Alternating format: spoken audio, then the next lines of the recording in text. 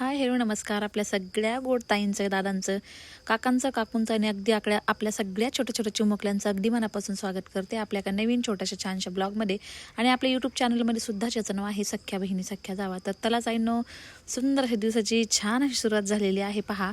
आणि आज मस्त टोमॅटोची चटणी मी इथं बनवते. ही रेसिपी अगोदर पण आपण आपल्या ब्लॉगमध्ये शेअर केलेली आहे, पण पुन्हा चला आज खावी वाटली म्हणून म्हटलं चला बनवूयात स्वातीसाठी स्पेशल. तर छान असे टोमॅटो बघा मधनं कट केले, त्याच्यात आळ्या वगैरे आहेत का ते पाहण्यासाठी तेल छान तापू दिलं. त्याच्यामध्ये भरपूर अशा लसणाच्या पाकळ्या टाकल्या, टोमॅटो त्याच्यात पालथे घातले, झाकण लावलं. 1-5 मिनिटांनी टोमॅटो परत उलटवले उलट्या साईडने पहा अशा पद्धतीने. आणि थोडेसे छान असे पाणी वगैरे याच्यामध्ये मी टाकलेलं नाही, फक्त लसूण आणि टोमॅटोज टाकलेले. याच्यामध्ये आता मीठ वगैरे काही टाकलेलं नाही आहे. चमच्याने असे दाबते, दोन्ही साईडने टोमॅटो छान असे शिजलेत बघा आपले. तर कालच्या स्वातीच्या बड्डेचा जो व्हिडिओ होता त्याला तुम्ही खूप साऱ्या छान छान कमेंट्स केल्या, तिला वाढदिवसाचे शुभ आशीर्वाद दिले, शुभेच्छा दिल्या. तर त्याच्याबद्दल आमच्या सगळ्या फॅमिलीच्या वतीने तुम्ही सगळ्यांचे अगदी मी मनपूर्वक आभार मानते. थँक्यू सो मच सगळ्यांना की तुम्ही छान असे खूप शुभ आशीर्वाद दिले.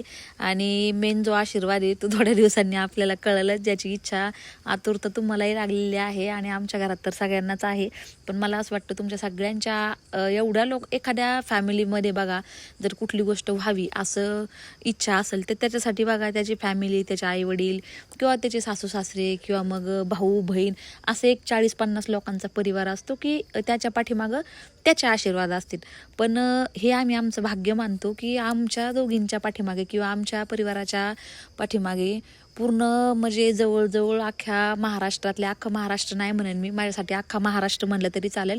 म्हणजे जेवढे 1,00,000 लोकांचा आमच्या पाठीमागे आशीर्वाद आहे त्याच्यातले 20% जरी सोडून दिले की ज्यांना नाही हेवत, पण 80,000 ते किंवा काही माझ्यासाठी खूप झाले बाबा तेवढे लोक की त्यांचा आमच्यावरती खूप आशीर्वाद आणि प्रेम आहे. आणि ज्या गोष्टीसाठी आमची फॅमिली आतुरतेने वाट बघत आहे तेवढीच तुम्ही पण वाट बघताय. आणि तुम्ही जे आशीर्वाद देताय ना, तर त्याच्या थ्रू असं वाटतं की बाबा इथं काय आपल्यासाठी 30-40-50 लोकांचा आशीर्वाद नाही आपल्या पाठीमागे. आपल्या पाठीमागे आहे जवळजवळ लाखो लोकांचा आशीर्वाद. आणि ती लाखो लोकांचा आशीर्वाद असल्याच्या नंतर ना एखादी गोष्ट नक्कीच साध्य होते बघा. त्याला मग काय म्हणतात ना, ते कुठून हिसकावून आणल्यागत होतं एवढ्या लोकांचा जर आशीर्वाद असेल तर किंवा शुभेच्छा असतील तर. थँक्यू सो मच, धन्यवाद सगळ्यांना. खूप म्हणजे भरून येतं कधी कधी तुमच्या कमेंट्स वाचून. असं वाटतं प्रत्येकासंग पर्सनली बोलावं किंवा प्रत्येकाच्या कमेंटला रिप्लाय द्यावं, पण ते शक्य होत नाही कारण एवढ्या संख्येने कमेंट्स असतात, एवढ्या संख्येने तुमचं सगळं प्रेम असतं. तर ते एकट्या माणसाला आम्हाला पॉसिबल होत नाही बाबा सगळ्यांच्या याला रिप्लाय देणं की काय. कधी कधी आरामशीर झोपताना जर कधी कमेंट अशा स्क्रॉल केल्या ना वरती आणि वाचलं ना, तर अक्षरशः वाटतं की बाबा प्रत्येक ताईशी फोनवर बोलावं आणि मन मोकळं करावं. इतक्या सुंदर कमेंट्स असतात, पण माफी असावी तुमच्या कमेंटला मला रिप्लाय देता येत नाही.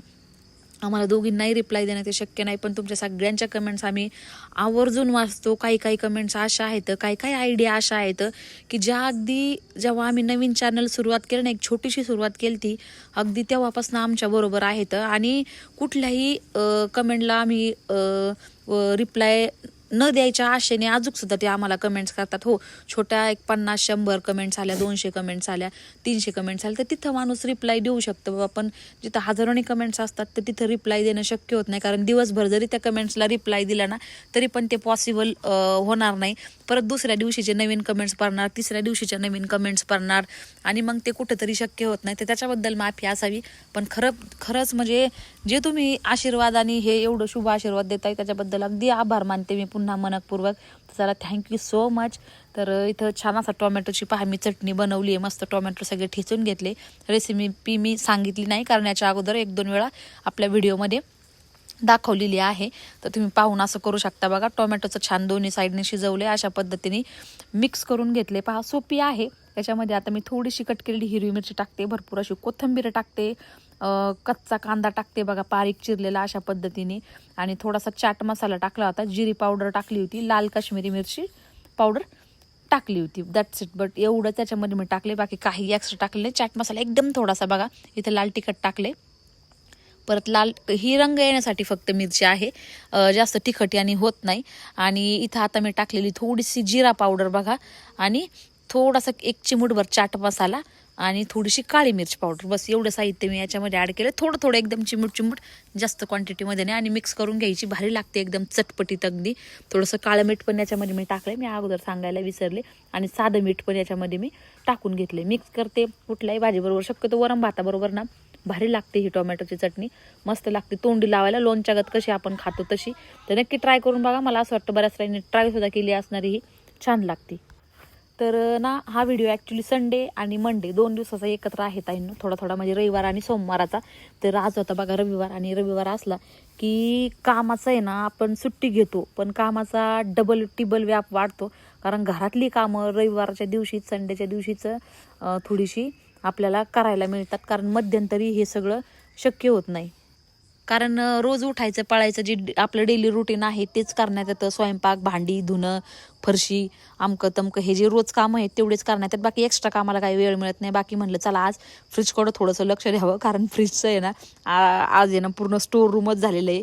एवढं सामान सगळं फ्रीजमधलं थोडं थोडं संपलेलं, काही बॉटल एक्सपायर झालेल्या, काही मसाले एक्सपायर झालेले, मसाले म्हणते सॉरी, बाकीचं अजून दुसरं बरंचसं काही आहे. तर ते सगळं चेक करून आज म्हणलं जे घ्यायचं ते ठेवावं, बाकी सगळं फेकून द्यावं. जे एक्स्ट्रा संपलंय ते काढून बाहेर, कारण बऱ्याचशा गोष्टी आहेत त्या मी फ्रीजमध्ये ठेवते. एक तर बाहेरून आणलेली कडधान्य, दुसरं म्हणजे रवा फ्रीजरमध्ये घालते इकडं डीप फ्रीजरला, जेणेकरून त्याच्यात आळी, मैदा पण मी फ्रीजरमध्ये ठेवत असते एक साईडला, म्हणजे जर जास्त दिवस टिकवायचा असेल तर. कारण त्याने काय होतं की कडधान्याला किंवा मग रवा, मैदा, बेसन ह्या अशा काही गोष्टी आहेत त्याला आळी लागत नाही, त्याच्यात किडे वगैरे होत नाहीत फ्रीजमध्ये ठेवल्याच्या नंतर. फ्रीजरला ठेवा, फ्रीजमध्ये ठेवा, कारण आमचं फ्रीजर आहे ना मोकळंच असतं. जास्त त्याचा म्हणजे दुसरं काही याच्यामध्ये ठेवू शकत नाही. फळं झालं, भाजीपाला झाला, त्याच्यामुळे एक साईडला पूर्ण डीप फ्रीजर आहे. आणि त्याच्यामध्ये बऱ्याचशा ज्या अशा गोष्टी आहेत ज्या मला लॉंग लास्टिंग टिकवायच्यात त्या सगळ्या डीप फ्रीजरला असतात. आणि बाकीचं जे रेग्युलर यूजचं आपलं भाजीपाला, फळं किंवा मग ज्यूस किंवा काही दुसरं जे लागतं ते सगळं नॉर्मल फ्रीजला असतं. तर घेताना असं वाटलं होतं मला, बाबा एवढं मोठं फ्रीज आणि डीप फ्रीजरचा काय वापर होईल, पण खूप छान पद्धतीने वापर झाला आहे. कित्येक अशा गोष्टी आहेत की त्या इतक्या छान पद्धतीने डीप फ्रीजरला टिकतात, अजिबात खराब होत नाही. पुन्हा ड्रायफ्रुट्स पण मी डीप फ्रीजरला लावत असते, तिथंच ठेवत असते. काजूचा जो कडकनेसपणा आहे, मस्त क्रंचीनेसपणा, तो छान लागतो. येतात आता मुलं फ्रीजरमधनं काढून काजू खातात, बदामाचं झालं किंवा किशमिश पण आहे ना त्याच्यामध्ये छान असे मस्त थंडगार क्रंची होतात. तर सगळे ड्रायफ्रुट्स, अक्रोड झालं, सगळं डीप फ्रीजरला असतं डब्यांनी भरलेलं. तर त्याच्यामुळे त्याचं आहे ना असं घेऊन जरी खायचं म्हणलं ना आपल्याला विदाऊट रोस्ट करता, तर ते भारी लागतं. तर आज होता संडे, म्हणलं चला मस्त केसांना असा मेहंदी लावावी केसांना. तर इथं छान अशी मेहंदी काढून ठेवली होती बाकीचं आवरूपर्यंत, आणि चला म्हणलं आता लावावं, थोडा वेळ एक अर्धा तास डोक्याला ठेवावं आणि लगेच धुवून टाकावी. तर मग ध्रुवबरोबर गप्पा पण बघा चाललेल्या होत्या माझ्या. तर ही आयुर्वेदिक मेहंदी आहे, तर बऱ्याच दिवसाची बघा घरामध्ये होती, आणि त्याच्यामध्ये सगळं काही मिक्स आहे. आवळा पावडर, जास्वंदीच्या फुलाची पावडर, अशी बरीचशी काय ऑनलाईनच मागवली होती. बरेचसे दिवस झाले, एवढ्यात काही लावणं झालंच नव्हतं. तर पॅक म्हणून मी लावते, बाकी याने काही केसांना कुठला कलर वगैरे येत नाही, फक्त पॅक म्हणून. कारण आवळा पावडर वगैरे केसांना चांगली असती, तर फक्त एक थोडा वेळ पॅक म्हणून अर्धा पाऊण तास, 1 तास जरी ठेवली ना, कारण याच्यामध्ये सगळं बरंचसं काय आहे बाबा, रिठा, आवळा असे बरेचसे पावडर करून त्याच्यामध्ये टाकलेले आहेत. तर ते ॲज अ पॅक म्हणून, हेअर मास्क म्हणून केसांना त्याचा उपयोग होतो. बाकी रंगांसाठी किंवा केस पांढरे लाल होण्यासाठी, ब्लॅक होण्यासाठी, पांढरे केस असले तर त्याच्यासाठी याचा काही उपयोग नाही आहे. नाहीतर तुम्ही आजच्या व्हिडिओखाली सगळ्या कमेंट्स करता की माझे केस, माझे पण आहेत पांढरे, पण त्याला मी आहे ना कलर वापरते दुसरा. तर हे फक्त ॲज अ पॅक म्हणून मी लावत आहे. त्याचबरोबर आज ध्रुवच्या बी मस्त अशा गप्पा चाललेल्या होत्या मेहंदी लावता. ते एक टाईमपास आहे, कार्टून कधी काय बोलन, कधी काय होईल, त्याचं पटकन येऊन काहीतरी बोलतो. मग त्याच्यावर त्याला एक 5 मिनटं सगळं सांगत बसावं लागतं, काही ना काही प्रश्न विचारत राहतो, आणि त्याच्यावर त्याला उत्तर देत बसावं लागतं. जोवर त्याला क्लिअर होत नाही तोपर्यंत ते विचारत राहतो, आपण कितीही कामामध्ये असलं तर. तर आज बरेचसे कामं असे काढले होते. दोन्ही बेडरूममधले कपाटं पण आवरायला काढले होते, खालचं पण. आज खालचं किचनमधलं मागच्याच संडेला आवरलं होतं, त्यामुळं किचनची काही जास्त क्लिनिंग आज केली नाही. फक्त फ्रीज परत खराब होतं, कितीही आवरलं ना फ्रीज वीकली एकदा काढावंच लागतं, नाहीतर मग त्याची लय खराब हालत होती. कारण आपण आणतो भाजीपाला हे करून लगेच काही ते फ्रीजमध्येच असतं आपलं आले की लगेच, त्याच्यामुळे मग हप्त्यातनं एकदा काढावंच लागतं फ्रीजला तरी साफसफाईला, तेव्हा कुठं ते नीट अँड क्लीन राहतं. तर स्वातीच्या कपाटामध्ये रूममध्ये उंदीर मामा गेल्यासारखे दिसले. म्हणले हे का कपाटात शिरले, म्हणजे थोडक्यात शिरलेच होते, पण काही त्यांनी नुकसान केलं नाही बघा. फक्त एक फाईल होती तीच कुरतडली. पण म्हणलं जास्त वेळ जर राहिले असते म्हणजे ती येतोय जाते कुठून येतोय काय समजत नाहीये, बाहेरनच कुठून तरी येतोय आणि आतमध्ये मस्त राहतो फिरतो, परत बाहेर जातो फिरून आत येतो. माहेर घर समजल्या तर अगदी मस्त, जेव्हा जायचं तेव्हा जातोय, जेव्हा यायचं तेव्हा येतोय. तर ती सगळं कपाट चेक करून बघत होती की नेमकं काय कसं कपडे काय, तर बरेचसे कपडे वगैरे तिने वरती ठेवून दिले जे न लागणारे. किती आहे, डोळे झाकलेत मी. चल मला धर, नाही तर पडायचे मी. भारती दे तुम्ही पकडा. काय बाई. अरे हे बघ. हा बघ, काय माहिती झालं? थांबा थांबा थांबा थांबा एक मिनिट. मला आज जाऊ दे ना आधी. एक मिनिट हा. इथे घेऊन जा. सोडी आता सोडून तिथं थांबव त्याला उभा.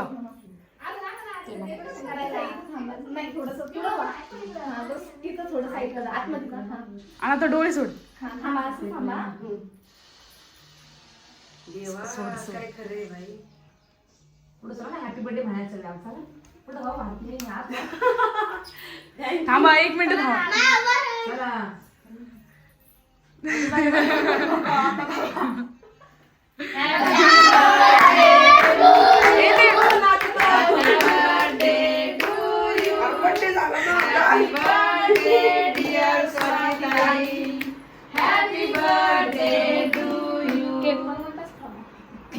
थँक्यू सगळ्यांना.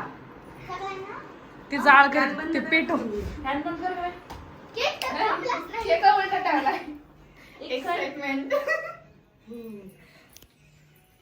अरे असं तो बर्थडे आहे, लग्न नव्हे. थांबा मी एक गाणं म्हणतो.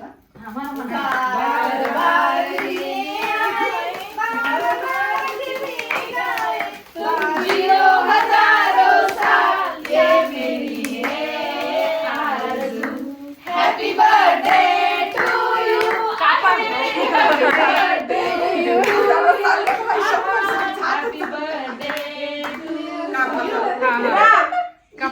मोबाईल सोड. धर. कापा. Happy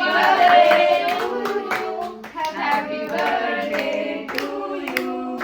happy birthday dear Dhruv. Thank you so much. असं लवली सरप्राईज. आम्ही तर कालच घातलंय म्हणायला.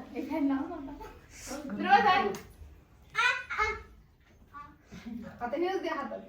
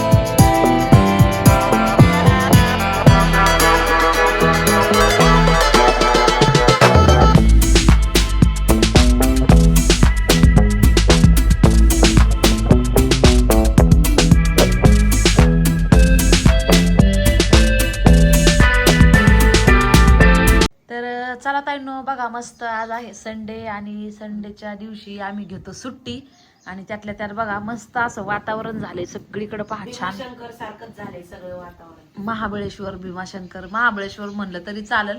मस्त डोंगर बिंगर बघा छान किती हिरवे झालेत, पक्ष्यांचा किलबिलाट अगदी. हे बघा संडे म्हणलं की आता संडेचं खूप साऱ्या प्लॅनिंग आमच्या असतात बघा.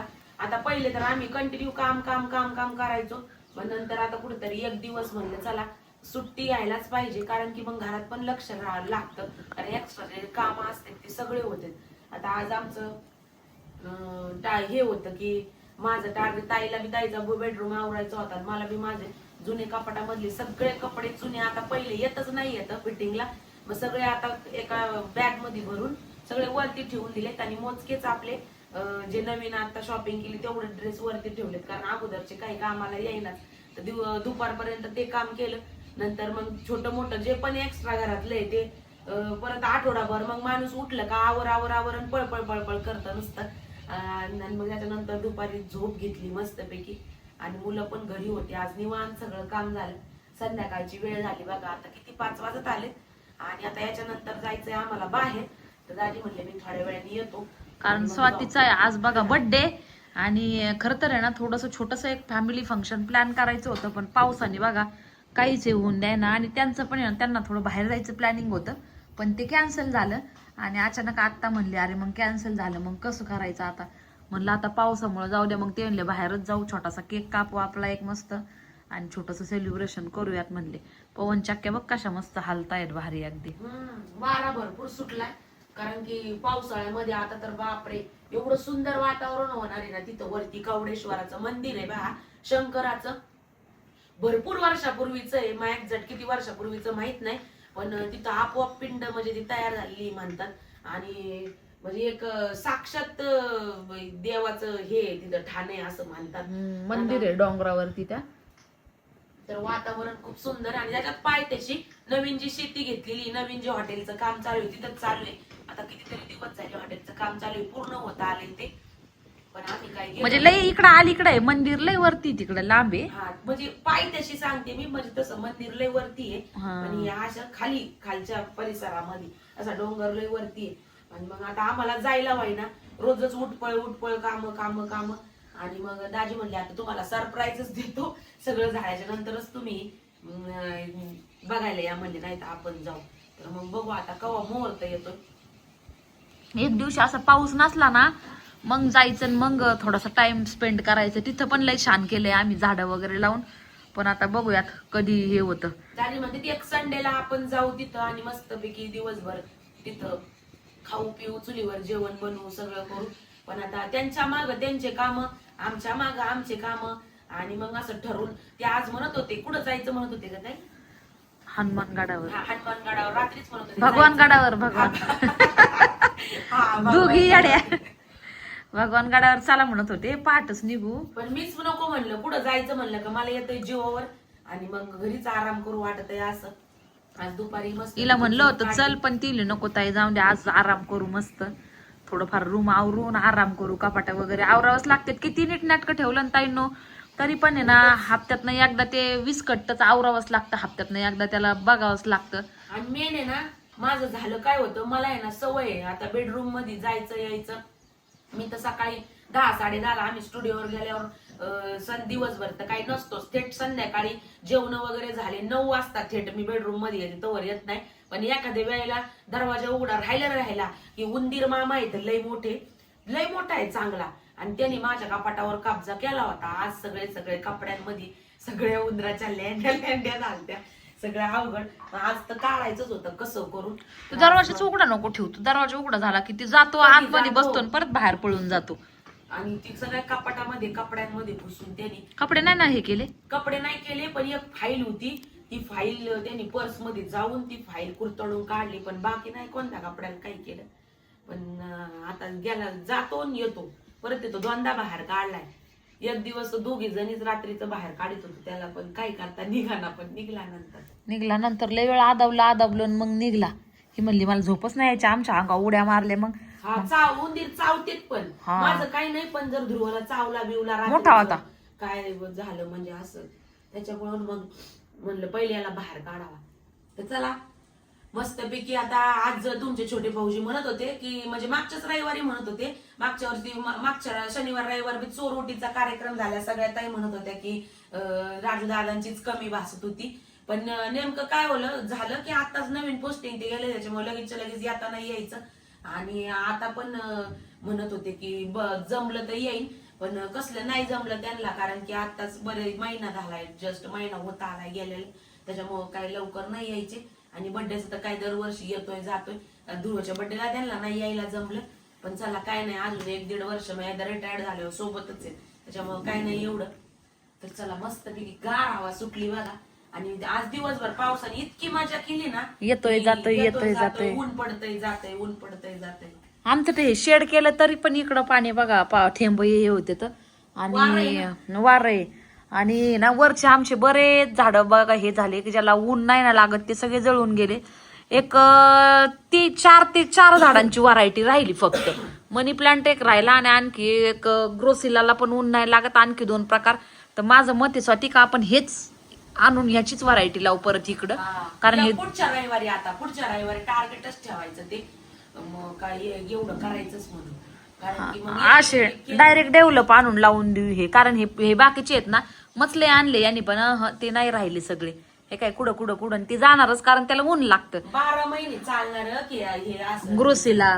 ग्रोसिला पण लय छान चालतो. शक्यतो मनी प्लांटचीच व्हरायटी लावून टाकू आपण इथं. हे आहेत बाकीचे कडेचे साईडचे राहिले तर इथलचे 2 गेलेत फक्त. झाडांना किती जापाटी, ज्याला जायचं ते जातं, ज्याला यायचं ते येतं असं आहे. तर आता सगळ्या कुंड्यांमधले बऱ्यापैकी कॅक्टसला काय नाही झालं.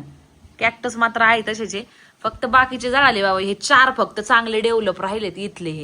हे बघा हे जाऊन दे, जे 12 महिने राहतात ना त्याला पाणी दिलं बी नाही दिलं बी तेच 2 मनी प्लांट आणि हीच व्हरायटी आणायची आता परत. हे बाकीचे सगळे हे काही असे कुडं मुडं राहिलेले येतं.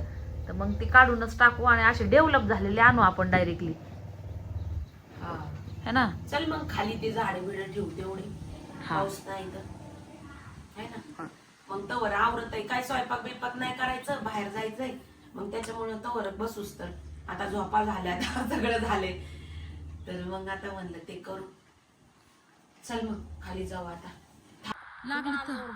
लागली तर ना माती आपण परत हे करू, वरून टाकू परत.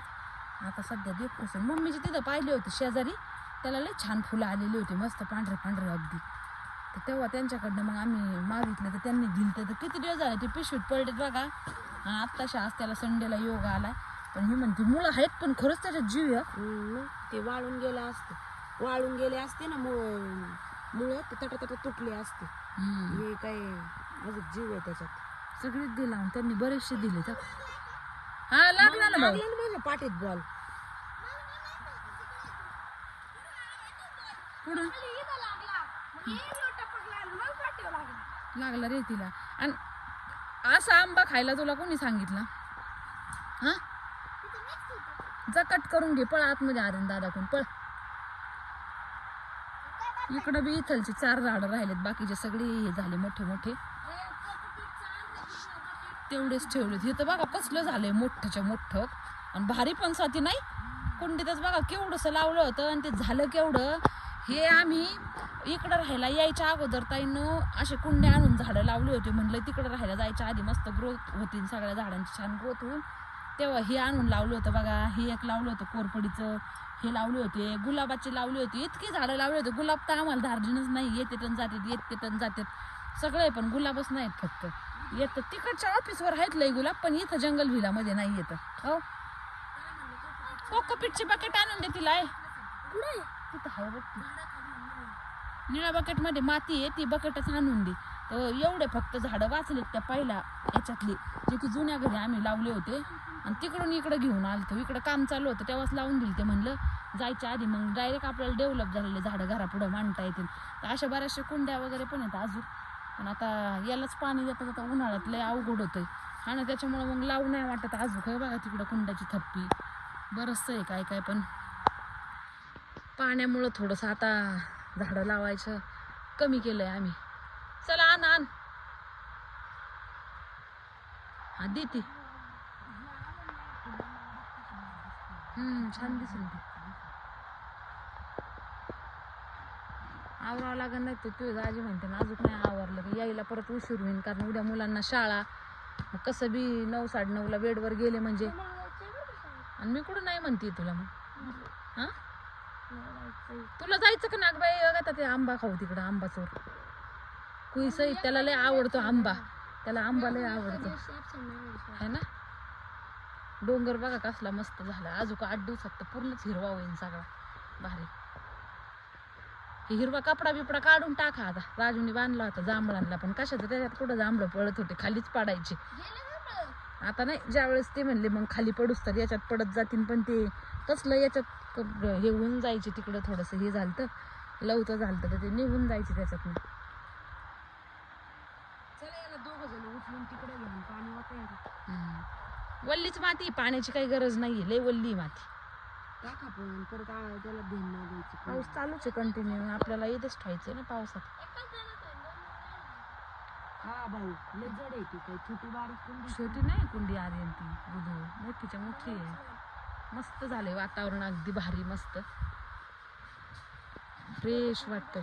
हा तिथेच झाडाखाली ठेव, कधी काम येतं आपल्याला. झाला असलं तर उठतो तिथून. आता चल मी उचली तिला. तिथं खाली एक येल्लो पिवळी झालेली संत्रा आहे, थोडी एक इथं घे तोडून तेवढी. खाली गळून गळून पडून गेल्यात का मानू. खाली गळून गळून तर तिकडे त्या हौदात पडल्यात, पण हे नाही माहिती नाही की इकडं पण पडल्या तर. हा ना रे, चंदन कस्तुरी बंद कर. आता हे पावसाने बघा पुदिना आणि तुळस झाली एकत्र. पुदिना कळण वासाने, कळण तुळस काळपट असते, पुदिना हिरवागार असतो फ्रेश. समजून हा का मी गवती चहाचं फसायचं होतं तर कायच राहिलं ना आता. पुदिना तिकडं नाही फुटलं अगं कोपऱ्याला पलीकडं, लक्षात ठेवा. आता ते माठ उचलायला लावला दाजीने आपल्याला. सगळं आपाप आता हे जातं आणि पावसाळ्यात परत येतं सगळं. पुदिना जळतो, सगळं हे होतं साठी बघा त्याच्या खाली काय असन, आणि आपापच्या आपाप परत हे सगळं फुटत. आता झेंडू बरोबर गणपतीत बरोबर फुलं येते सगळे आम्हाला झेंडूचे बरोबर बिना पाण्याचं. आता हे वाढणार बरोबर सगळ्याला फुलं येणार. ह्या झाडांची कटिंग केली ती पहा, पार जळाली होती, पण किती भारी नवीन पालवी याला परत फुटली मस्त अगदी बघा, छान अगदी शेवटपर्यंत भारी फुटलेत दोन्ही पण साईडने. याची कटिंग करावं लागेल स्वतः. हे पण लय रस्त्यावर आले. कोण कटिंग वाले ना,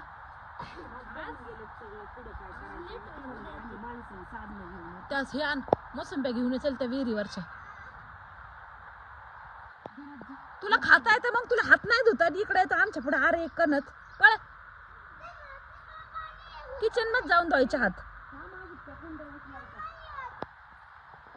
झेंडू ते आपण एका वर्षी लावले होते, त्याचेच बी पडत बघा, आणि तेच उगून येतं परत पुन्हा. ह्याच दोन आपल्याला गणपतीत गणपतीच्या आधी आपोआप झेंडू येतात बघा. एका वर्षी रोप आणून लावले होते का, तर ते परत पुन्हा परत त्याचं बी दरवर्षी येतं आणि दरवर्षी पडत बघा.